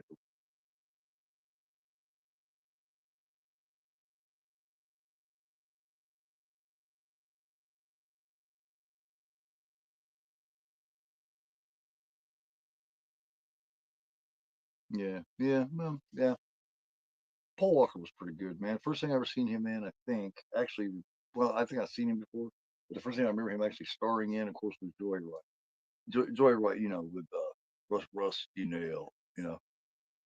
Ooh, Willem Dafoe, Michael Caine. Like I named in my remembrance of Gene Hackman. I was talking about, it's a list of actors. You know what I mean? Um, Willem Dafoe, Tommy Lee Jones. Um, I named all several of them. I don't remember right now. I'm drawing a blank. But yeah, of actors, Gene Hackman, that basically do anything. It doesn't matter. They can play the antagonist. They can play the protagonist. It just doesn't. They can just do it. Oh, you should check out Joyride, man. It's a thriller. It's they piss this guy off in this semi, and it ends up being almost like Duel. If you've ever seen Duel, Steven Spielberg's Duel, written by Stephen King, yeah, it's it's like sort of on that. Oh man,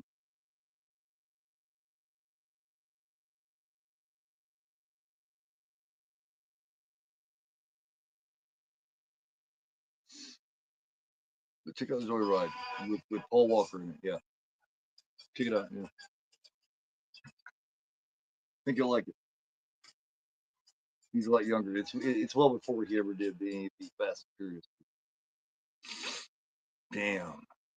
And she just out of nowhere just fucking kills these people, man.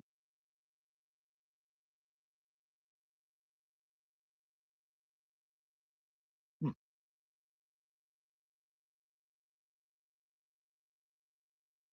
hmm, cool, very cool. Oh yeah, Joyride's cool, man. Also, rest stops. The rest stops were pretty entertaining films, especially the first. Look, she just okay with it because and here she is. She's right here at school now. Voted. Yeah. Well, at this point, I just don't think it's going to matter anymore. You know what I mean? You know. Yeah. Just like Miss Bliss said there, Joseph. Joe Wright is on YouTube, so check it out. Yeah, that I could easily see you doing the rest stop films and joyride stuff. It just seems like so you, Rusty. It really does. It just feels like you. I'll definitely check those out when you do. Oh yeah, Bliss is a sweetheart. I'll, I'll always love to see Miss Bliss in it.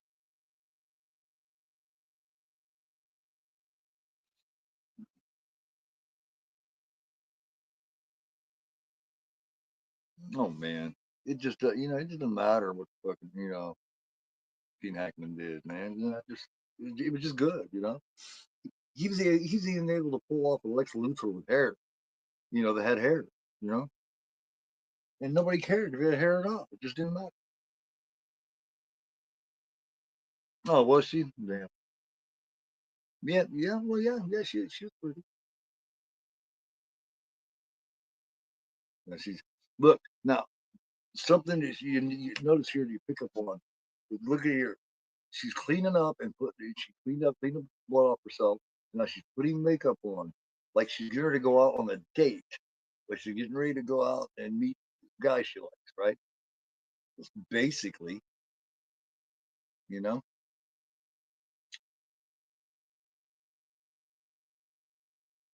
basically it.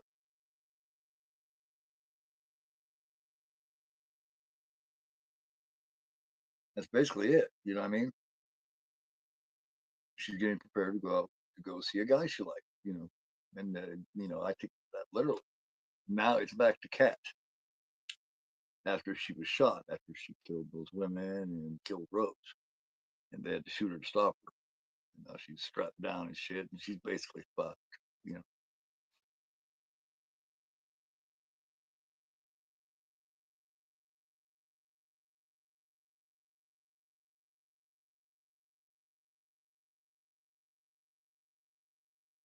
Oh, really?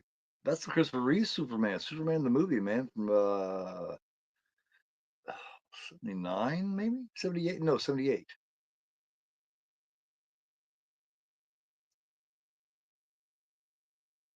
Yeah, he's a great Lex Luthor. Also, Ned Beatty. Ned Beatty is unreal in it, man. Fortunately, he's kind of well known with Deliverance. Squeal like a pig, boy. It's awful, awful.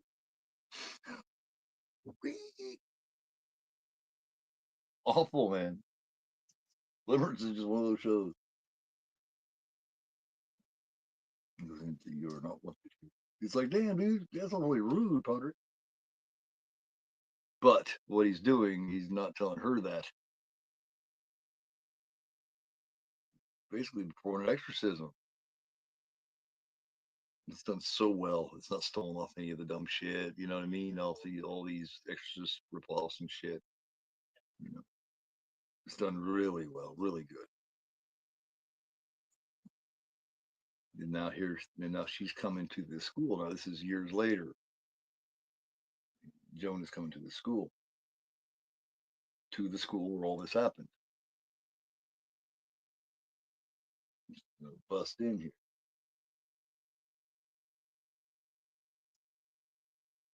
You can tell there's been a candlelight vigil there for Rose. You see the candles there and the ice in the picture. Yeah,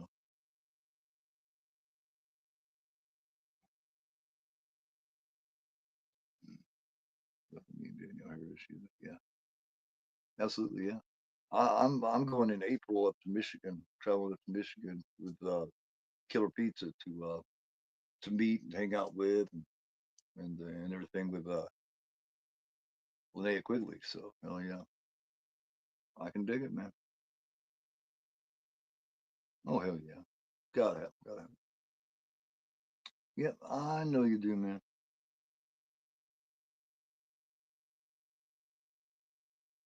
Oh yeah, they are. Yeah, yeah,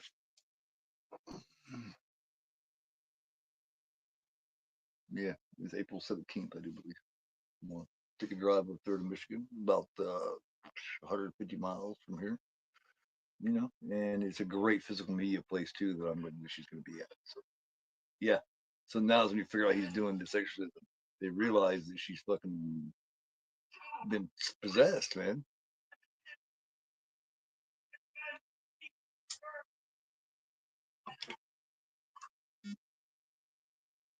Yeah, Scout, man, Scout's interesting because if you've seen a little show, back in the day, several years ago, what, 15, 20 years ago, when they made the Eight Films to Die For, the original Eight Films to Die For. Yeah, After Dark, Eight Films to Die For. One of the first ones ever made was Wicked Little Things. And, it's about this coal mine and these little kids, like goats, basically. It stars Scout.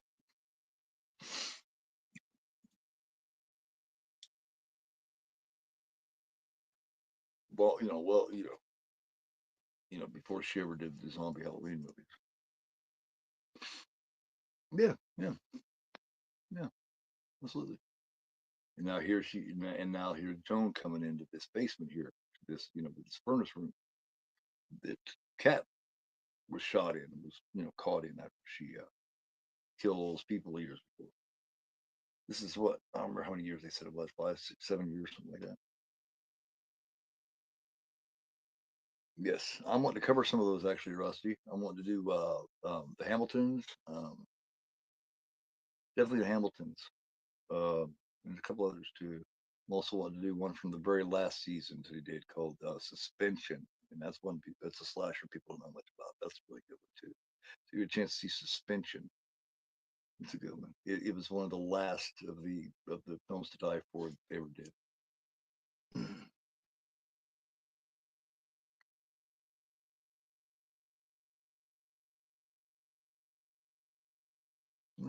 Hmm. I don't know. I think you basically get to do whatever you want in heaven. You know what I mean? You get to, existence for, you've earned that, you've earned to do what you love. See? And now she's just brokenhearted. She just did all this. See, Cat, guys, this Joan Emma Roberts is Cat. She escaped, changed her name, come there, killed Rose's mom and dad to get there, trying to earn her way back in the good graces of this demon. Because back there they showed where that priest exorcised the demon out of her.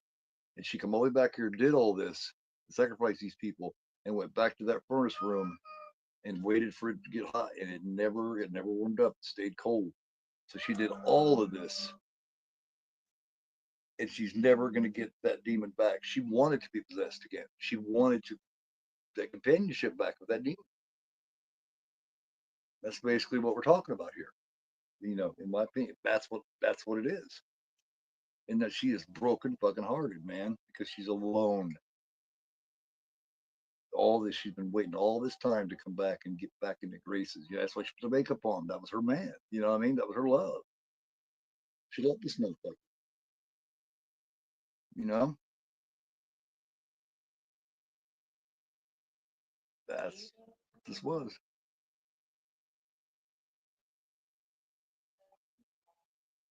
Hey, since how you doing?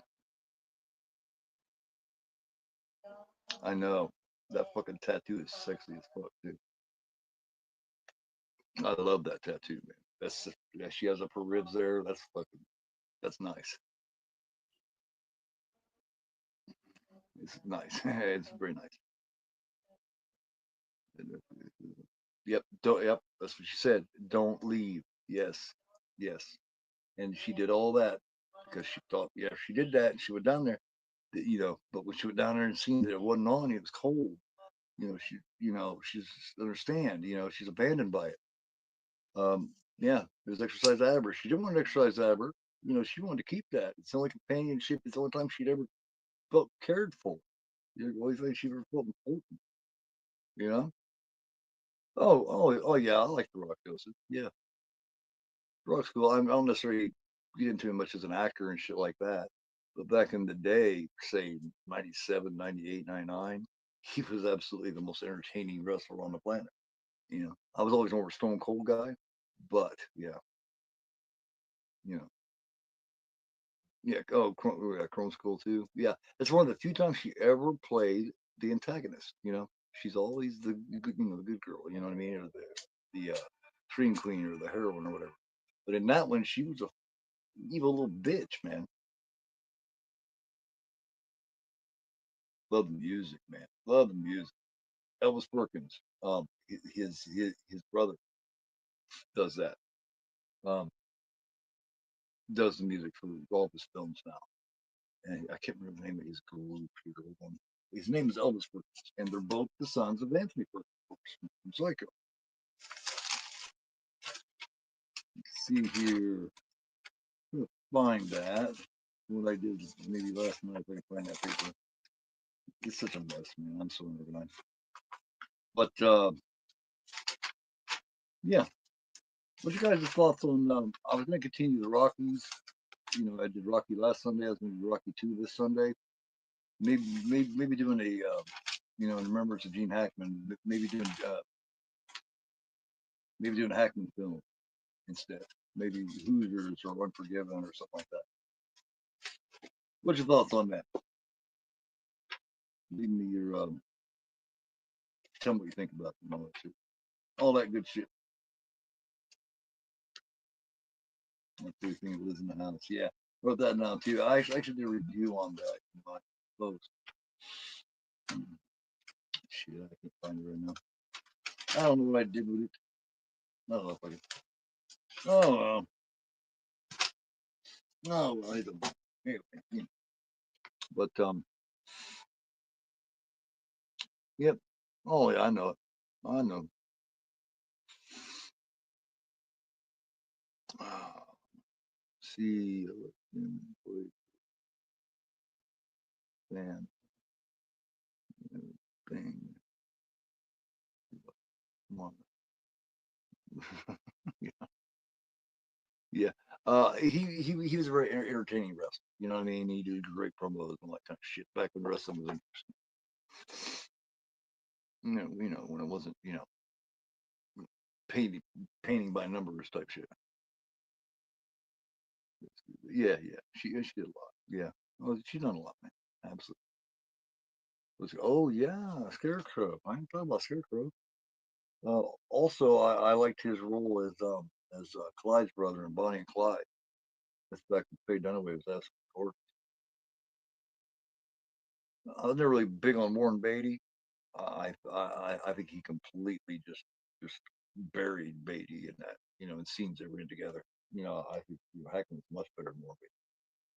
Well, always, you know, Warren Beatty's one of those I always found to be, you know, definitely overrated. Just my opinion. Ooh, favorite scare horror. Husk, dude, Husk. That's crazy. I have that right down here in films that I'm wanting to cover. Husk is. There's also, hold on. Let's see here. Scarecrows, man. Let me find it. What is it? Here it is. This is from like '88, I do believe, 1988, and this is a really underrated film. This is a Screen Factory version. It's also an '88 film. This Scarecrows is a really it, that one is really cool. It's got great fucking ambiance, and this is one where the Scarecrows actually fucking, you know, one of the rare Scarecrow films where they actually Scarecrows are actually the fucking killers or whatever. But that's a good one. Anyone who hasn't seen Scarecrows from 1988, it's on here on YouTube. Check it out. It's good. Good. She lights the furnace, I wonder. It's been exercised out of her. In my opinion, Rusty, the demon had just moved on. You know, it had, you know, it went to somebody else. They didn't have to worry about priests fucking with it and shit. You know that's my opinion. That's why she wasn't able to get that back. You know, gone. You know, and it's too bad that she did all that and killed it, and not only killed Rose, but ended up killing her parents. You know, James Remar was her dad. That's why he was being so nice to her. He wasn't trying to hit on her. She was about his daughter's age, and he just took to her because of that. You know, so all that was so innocent. You know, and that's why his wife said to her, "He always does this." She didn't mean he's always trying to hit on younger women. She meant he's always taking to the younger girls that were about our daughter's age because he misses her so much. You know, that's what she was meaning by that. Yeah, yeah, yeah. Absolutely, absolutely. Yeah. I mean, I never said I thought he sucked. Or if I did, I didn't mean he sucked. I just mean I don't think he was this huge A-lister that he was made out to be for a long time. That Dick Tracy was pretty smart actually. Remember you had Al Pacino in there, you had Madonna in there, and that was about the time that him and Madonna were dating. One of the few times I ever seen any woman disrespect or fucking boss Warren Beatty around was Madonna.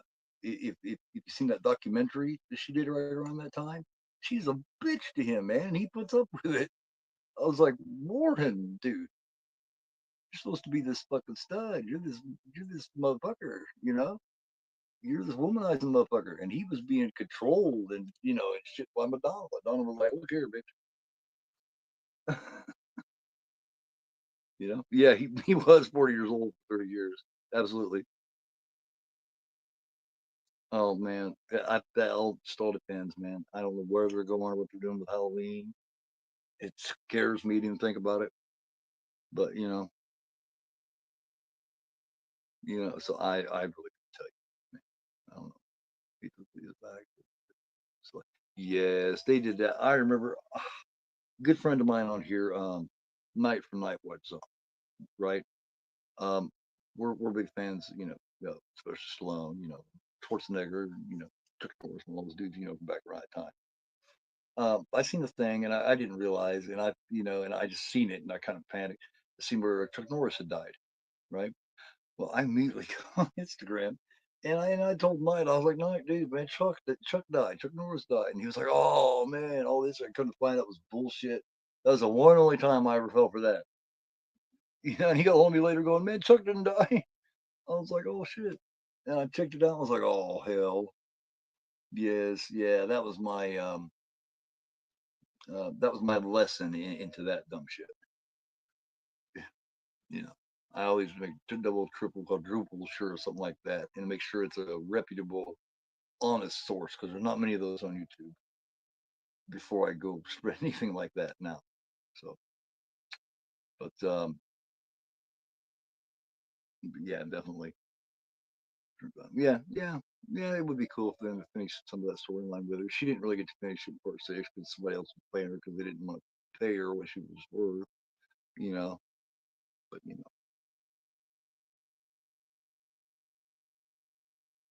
friend, who's you can't help but have from page read. And when you ask it, yeah, yeah. I mean, definitely miss Tony Todd. Yeah, Virgin Hackman, Paul Walker, Crew, right? Yeah, yeah, yeah. My favorite. I guess that. Damn. Yeah, man. My opinion, like I said, Kobe's the second greatest all-around basketball player of all time, only behind Michael Jordan. And I said why? Because he make everyone around him much greater than what they actually. To me, that's the mark of a truly great player. That's why LeBron James was at best number three to me. He's big and physically imposing and all this, but shit, man, he's big and strong as shit. Of course, he's gonna score a lot of points. He's got a lot of skill, but it doesn't make him the greatest of all time. Not even close. Well, guys, I don't know if I'm gonna do anything next couple days or not, but I will definitely be back Sunday. Um, if you got any ideas for Hackman films, if you think it should be Hoosiers or The Unforgiven or whatever that I do for the Sunday afternoon matinee, let me know. Um, oh yeah, I was a huge Bulls fan since I huge. Uh, I was a huge fan of theirs. I became a fan of theirs a year before they, or maybe the year that they drafted Jordan. It's back when Orlando Woolridge was still playing for him, as a matter of fact. And I became a big fan. And I suffered through years of them trying to make Michael Jordan the only thing on the team. And, and Doug Collins, trying to make him a one-man team until finally they got rid of him, hired fucking, um, let's see, got rid of, hired in Phil Jackson, got Scottie Pippen, and, made Horace Grant the starter, traded Charles Oakley and made Horace Grant the starting power forward and evolved them into a great basketball team, so I earned that, I suffered with them a lot, watching them because Jordan was getting beat the fuck up, man, because, they tried to make him the only thing on the team. It just wasn't going to work. You cannot do that. It doesn't work. You cannot become world champions with one guy.